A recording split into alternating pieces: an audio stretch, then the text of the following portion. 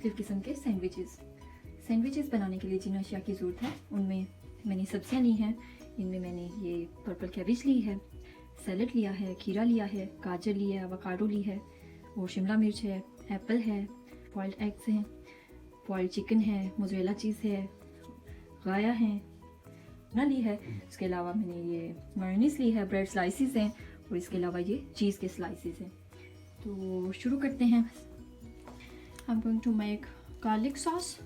To make garlic sauce, I need yogurt. I have 2 tablespoon yogurt, and I'm going to add 2 tablespoon mayonnaise in it. 1 teaspoon garlic paste, half teaspoon black pepper, and 1/4 teaspoon salt. Mix it.